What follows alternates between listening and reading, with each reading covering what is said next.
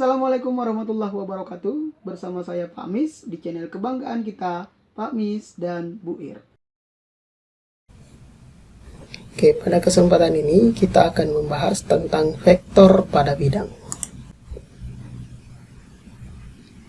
Yang pertama, materi yang akan kita bahas adalah tentang vektor posisi. Yang kedua adalah menyatakan vektor pada bidang. Yang ketiga adalah sifat-sifat aljabar vektor pada bidang. Yang pertama, vektor posisi.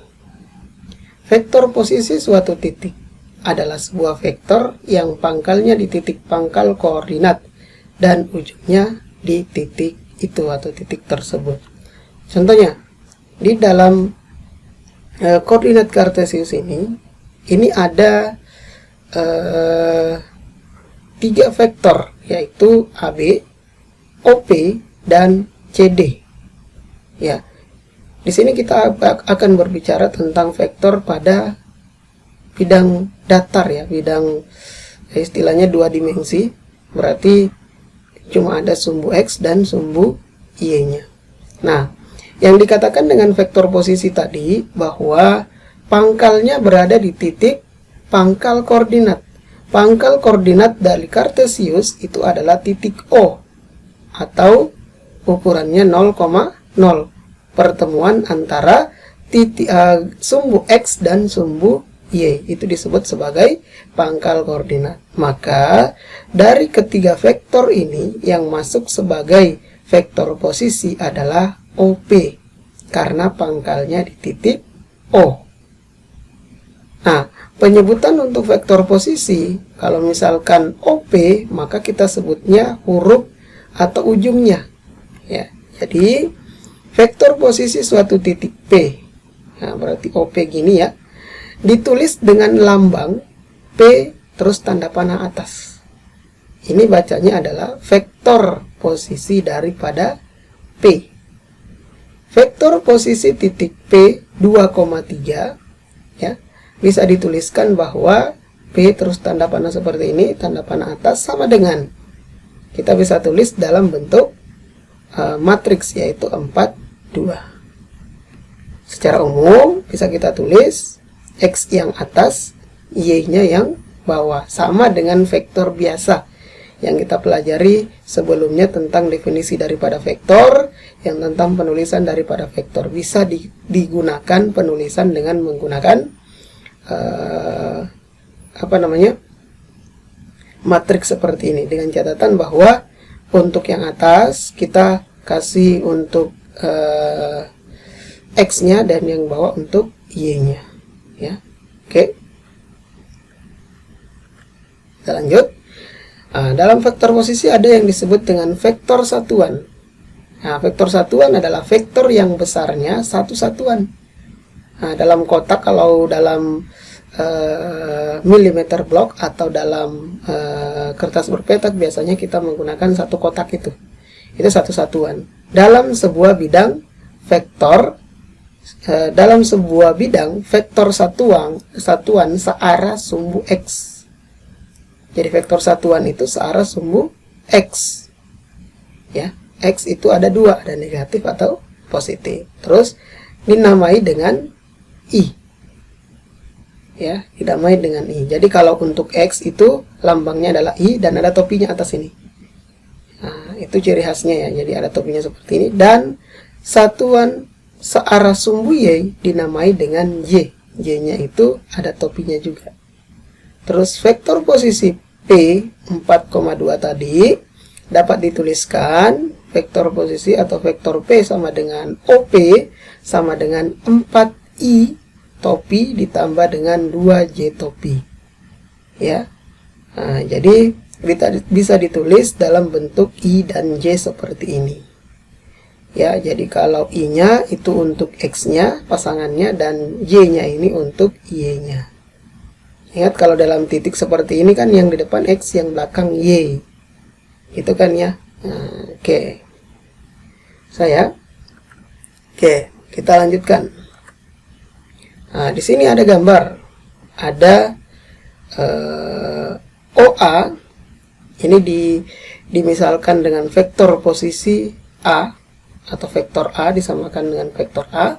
Terus OB itu dengan vektor B. Ya, pada gambar kita dapat melihat bahwa vektor AB, nah pertama yang kita harus cari pertama adalah AB-nya. Kalau kita mencari secara langsung dengan cara yang kita pelajari kemarin, bahwa kita bisa ngitung ya, dari pangkal ke ujung. Nah sekarang kita lihat AB itu kenapa negatif 42. Ingat, kalau X itu ke kanan adalah positif, kalau ke kiri adalah negatif. Terus ke atas adalah positif untuk Y, dan ke bawah untuk Y negatif. Nah sekarang kita lihat dari A ke B. Kita gunakan segitiga siku-siku ini. Maka jadinya 1, 2, 3, 4. Nah 4 ke kiri untuk X berarti negatif 4. Terus 1, 2. 2 ke atas berarti positif untuk Y-nya, maka bisa ditulis positif 2 atau 2. Maka AB-nya itu sama dengan negatif 4, 2. Nah sekarang kita misalkan bahwa vektor A itu sama dengan OA dan vektor B itu sama dengan OB, sehingga vektor A dan vektor B merupakan vektor satuan. Kenapa? Karena tadi syaratnya vektor satuan pangkalnya harus di titik O 0,0. Nah OA ya dan OB itu pangkalnya adalah O 0,0, sehingga bisa disebut sebagai vektor satuan. Nah, jadinya vektor A itu sama dengan OA sama dengan 32 ya. Kita tahu caranya bagaimana, bisa dilihat langsung di titiknya ini aja boleh. Jadi 3, 2, X-nya 3, Y-nya 2. Kalau mau hitung ya silahkan, 1, 2, 3. 3 ke kanan berarti positif, atas 2 kali berarti positif 2 juga untuk Y-nya. Nah, untuk B-nya sama, OB. OB itu titiknya tadi, titik B adalah negatif 1, 4. Nah, langsung X-nya negatif 1, Y-nya 4. Kemudian, jika kita menghitung nilai daripada vektor B dikurangi dengan vektor A, berarti tadi vektor B-nya adalah negatif 1, 4, terus vektor B-nya, vektor A-nya adalah 3, 2. Berarti negatif 1, 4 dikurangi 3, 2. Nah, sekarang kita lihat negatif 1 dikurangi 3 berarti negatif 4. Terus 4 dikurangi 2 berarti 2. Nah, perhatikan hasilnya sama enggak dengan yang ini?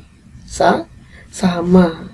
Berarti ya, vektor AB bisa kita dapatkan dari ya, vektor posisi B dikurangi dengan vektor posisi A. Ya, jadi vektor posisi AB dapat diperoleh dari vektor posisi titik B dikurangi dengan vektor posisi titik A. Jadi vektor posisi titik B yang belakang dikurangi dengan yang di depan. Oke, ini akan kita gunakan selanjutnya. Jadi diperhatikan bahwa untuk mencari AB ya, berarti bisa kita gunakan OB dikurangi dengan OA. Oke. Nah, di sini secara umum misalkan koordinat A itu adalah X1, Y1 dan B itu adalah Y2, X2, Y2, maka vektor posisi titik A adalah, bisa kita tulis, vektor A sama dengan X1, Y1 sama dengan X1 I topi ditambah Y1 Y topi. Nah, untuk vektor posisi titik B adalah ya, vektor B sama dengan X2 Y2 itu sama dengan X2 I topi ditambah Y2 Y topi. Sehingga vektor AB itu sama dengan vektor posisi daripada B dikurangi vektor posisi daripada A, atau OB dikurangi dengan OA sama dengan X2 dikurangi dengan X1, Y2 dikurangi Y1, atau ditulis X2 kurang X1I ditambah Y2 kurang Y1Y. Ya, ini aja diperhatikan. Kalau AB berarti bisa dicari dengan menggunakan OB dikurangi dengan OA. Kalau nanti ada titik yang lain, ya, BC. Berarti BC itu bisa kita cari dengan menggunakan vektor posisi daripada OC dikurangi dengan OB. Ya, jadi vektor posisi daripada yang belakang ini dikurangi vektor posisi yang di depannya. Ya, apakah harus A, B, C? Tidak. Bisa menggunakan huruf yang lain. Mungkin menggunakan P, Q, ya. Jadi vektor PQ bisa didapatkan daripada vektor posisi OK dikurangi dengan vektor posisi OP. Ya, tergantung nanti menggunakan huruf apa dari titik-titik yang kita cari tersebut. Oke, ya, jadi ini ditandain, ini adalah rumus umumnya ya. Dan sekali lagi rumus ini akan kita gunakan untuk selanjutnya nanti tentang vektor posisi pada bidang ya. Dan vektor posisi nanti ada yang disebut dengan dalam ruang juga, 3 dimensi juga akan mirip dengan ini. Oke, kita lanjutkan. Materi yang kedua tentang menyatakan vektor pada bidang. Nah, di sini diperhatikan bahwa misalkan I dan J adalah vektor dengan panjang satu satuan. Jadi I satu satuan ini ya, terus J itu satu satuan juga nih, yang berturut-turut searah dengan sumbu X positif dan Y positif. Jadi ini searah dengan X positif dan Y positif. Perhatikan titik R nih, R yaitu 4,2. Jadi 4 kan, terus 4,3, 4X nya Y nya 3. Vektor OP itu sama dengan 4I. Vektor OP 4I ya, 1, 2, 3, 4. Jadi 4I. Vektor OQ itu adalah ini ke atas, yaitu sama dengan 3J. Dengan aturan penjumlahan, perhatikan dengan aturan penjumlahan, OR itu bisa didapatkan dari mana? Dari OP lanjut ke PR. Gitu kan? Jadi OR ini bisa kita cari dengan menggunakan aturan penjumlahan, yaitu dari OP kita lanjut ke PR, itulah OR.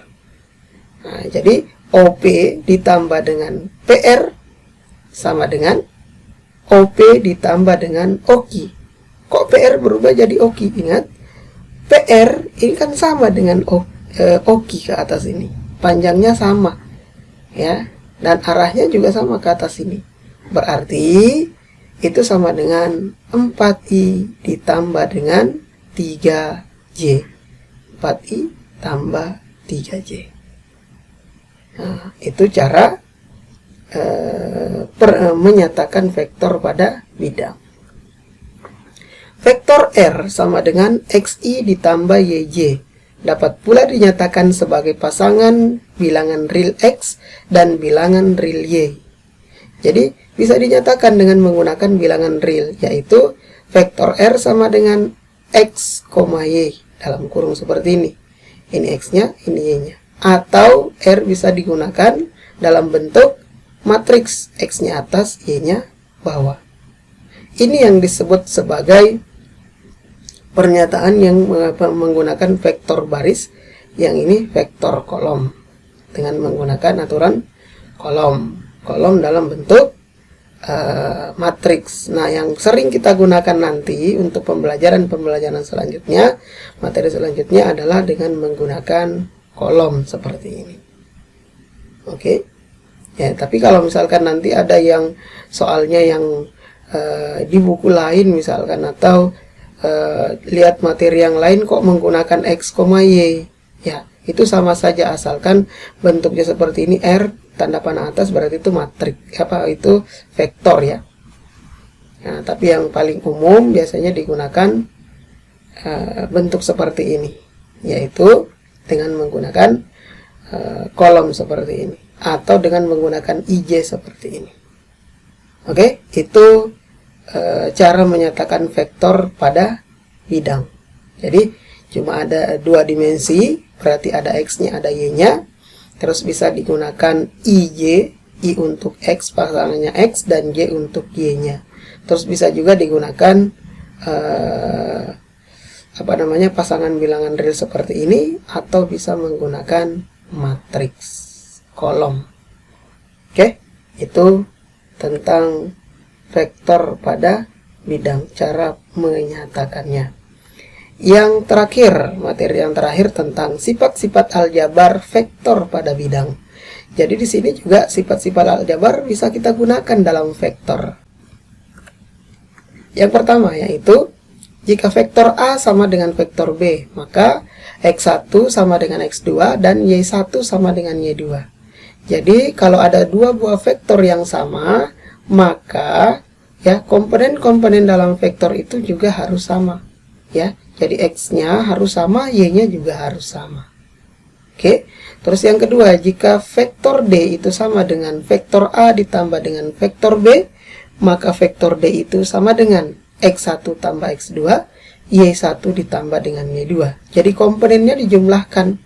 Yang dijumlahkan adalah yang bersesuaian, X dengan X, Y dengan Y. Terus sifat yang ketiga yaitu jika vektor D itu sama dengan MA. Jadi ada sebuah skalar seperti ini, ya. Skalar M, ini bisa huruf, bisa angka nanti ya.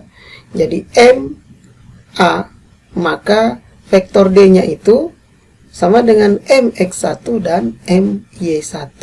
Jadi M-nya itu dikalikan ke semua komponen X-nya dengan X-nya, semua komponen daripada vektor D-nya dengan X-nya dan dengan Y-nya. Karena di sini kita belajar tentang pada bidang atau 2 dimensi, maka cuma ada elemen X dan elemen Y. Berarti kedua-duanya harus dikalikan dengan skalar ini atau M ini. Yang keempat yaitu lawan daripada vektor A adalah negatif vektor A. Negatif vektor A itu apa? Yaitu sama dengan negatif X1 dan negatif Y1. Jadi komponennya dibalik, kalau tadinya dua-duanya positif, maka jadikan negatif dua-duanya. Itu kebalikan daripada sebuah vektor. Oke, yang kelima yaitu vektor A ditambah dengan vektor B itu sama saja dengan vektor B ditambah dengan vektor A. Jadi sifatnya komutatif ya. Jadi sifat komutatif pada penjumlahan vektor. Jadi berlaku juga ya.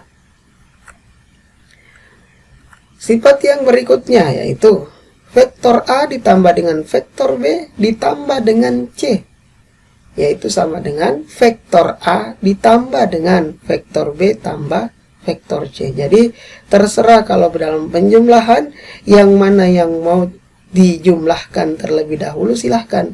Mau A dan B dulu terus dijumlahkan dengan C, dan mau B dan C dulu setelah itu baru dijumlahkan dengan vektor A, itu hasilnya sama.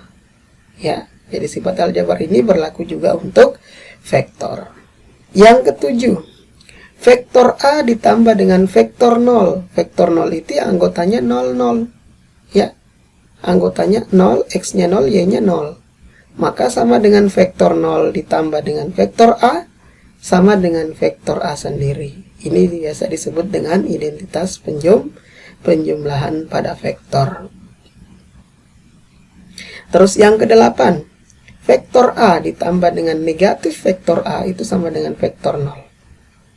Jadi, tadi vektor A ini ditambahkan dengan kebalikan daripada vektornya, maka hasilnya pasti vektor 0. Misalkan 2 vektor A itu adalah 2, 3. X-nya 2, Y-nya 3. Vektor negatif A berarti negatif 2, negatif 3. Dijumlahkan kan hasilnya 0. X-nya 0, Y-nya 0. Itu ya. Jadi suatu vektor dijumlahkan dengan lawannya, maka hasilnya adalah vektor 0. Yang kesembilan yaitu ada 2 skalar yaitu M tambah N dikalikan dengan vektor C, maka bisa kita tulis M kali vektor C ditambah dengan N kali vektor C. Hasilnya sama. Oke. Terus yang ke-10 ada perkalian seperti ini. M kali N dikali dengan vektor C maka bisa ditulis M-nya di luar, terus N-nya dikalikan terlebih dahulu dengan C. Baru nanti hasilnya baru dikalikan dengan M. Apakah boleh dibalik M-nya duluan dikalikan terus N-nya, setelah itu baru N-nya? Boleh. Ya, ini sama saja. Mau N di sini, M di sini, sama. Hasilnya sama. Terus yang ke-11, ada skalar seperti ini, M. Dikalikan dengan dalam kurung vektor A ditambah dengan vektor B. Maka bisa kita tulis M kali vektor A ditambah dengan M kali vektor B. Oke, jadi M-nya itu satu-satu seperti distributif ya. Oke, yang terakhir, sifat yang terakhir yaitu 1 kali vektor C sama dengan vektor C kali 1 sama dengan vektor C. Ya, ini tidak masalah. Ya, dengan identitas seperti ini 1 ya. Nah, dikalikan dengan apapun 1 itu hasilnya tetap bilangan itu sendiri kalau dalam aljabar biasa. Kalau dalam vektor ya sama juga. Jadi 1 dikali dengan vektor C sama dengan vektor C dikali dengan 1 sama saja dengan vektor C itu sendiri. Oke, itu sifat-sifat aljabar yang berlaku dalam vektor pada bidang. Nah, jadi dalam kalau kita bertemu dengan vektor dalam bidang, maka sifat-sifat ini bisa kita gunakan. Ingat, sifat ini kalau ada sifat seperti ini sama halnya dengan sifat-sifat yang kita pelajari di eksponen dan logaritma, namanya sifat ya, bisa kita balik, yang belakang ke depan boleh, yang depan ke belakang boleh, tergantung kita butuhnya yang mana. Gitu ya. Oke, bersifat bolak-balik. Itu materinya untuk kesempatan ini ada 3. Nah, terus sebagai contoh saya kasih satu contoh di sini ya. Carilah vektor yang diwakili oleh ruas garis berarah AB untuk titik A itu adalah 3,4 dan B itu adalah negatif 1,6. Nih, B, A 3,4 dan negatif 1,6. Caranya, misalkan vektor A adalah vektor yang mewakili OA. Vektor A adalah OA atau vektor posisi daripada A itu sama dengan 3I ditambah 4J. Atau bisa kita tulis dalam bentuk matriks 3, X-nya 3, Y-nya 4. Misalkan pula B itu adalah vektor yang mewakili OB atau vektor posisi daripada B sama dengan negatif, karena negatif 1 berarti negatif I ditambah dengan 6J berarti sama dengan negatif 6. X-nya negatif 1, Y-nya 6. Nah, dari gambar terlihat bahwa kalau kita ingin mencari AB itu berarti dari A ke B. Itu sama saja kalau kita menggunakan aturan penjumlahan tadi, yaitu dari mana? Dari A ke O, terus dari O ke B. Gitu kan kalau penjumlahannya. Jadi dari kita mau mencari vektor AB, berarti pangkalnya di sini, ujungnya adalah B. Nah, kalau menggunakan vektor yang lain berarti dari A ke O, terus lanjut dari O ke B. Aturan penjumlahan. Jadi bisa kita tulis vektor AB sama dengan vektor AO ditambah dengan vektor OB. Nah, AO ini itu kebalikan. Kita sudah belajar vektor kemarin, kalau dibalik berarti AO jadi OA, jadinya negatif negatif OA. Jadi kebalikannya dari negatif OA ditambah dengan OB, atau OB dikurangi dengan OA. Nah, ini yang saya bilang tadi, digunakan. Jadi kalau dicari AB-nya, maka OB dikurangi dengan OA. Oke, sama dengan vektor posisi daripada B dikurangi vektor posisi daripada A. Ya. Jadi vektor posisi daripada B-nya tadi negatif 1, 6 dikurangi dengan 3, 4. Vektor posisi daripada A. Hasilnya negatif 1 dikurangi 3, negatif 4. 6 dikurangi 4 sama dengan 2. Ya, sama enggak hasilnya kalau kita hitung? Coba 1, 2, 3, 4. 4 ke kiri, negatif 4. Terus 1, 2. 2 ke atas, positif 2. Jadi terbukti bahwa benar adanya bahwa kalau ingin mencari AB, maka OB dikurangi dengan OA. Ingin mencari PQ, berarti OQ dikurangi dengan OP. Oke.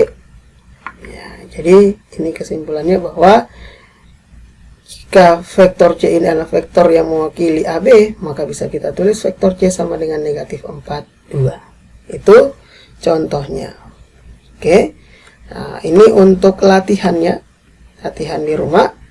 Ya, ada 3 nomor. Ya, silahkan dikerjakan dan akan mirip dengan, kalau nomor 1 ini akan mirip dengan contoh yang tadi. Nomor 2 ini penjumlahan dan pengurangan matriks vektor seperti yang kita pelajari sebelumnya, tapi ingat sifat-sifat daripada vektornya tadi. Kalau ada angka di depan sini, kalikan terlebih dahulu ke dalam, setelah itu baru dijumlahkan pasang vektornya. Yang ketiga juga seperti itu, ya. Jadi yang ketiga ini bentuknya saja dengan menggunakan 2i ditambah 3j. Nah, yang unik di sini yang nomor 2 ini, vektor x-nya yang ditanyakan. Jika ada kesamaan seperti ini, nanti kita cari x-nya saja tanpa negatif 2, dan ini harus hilang, ya. Aljabar akan berlaku di sini. Oke? Itu untuk latihannya, silakan dikerjakan. Ya. Untuk kesempatan ini saya kira cukup. Semoga ada manfaatnya. Assalamualaikum warahmatullahi wabarakatuh.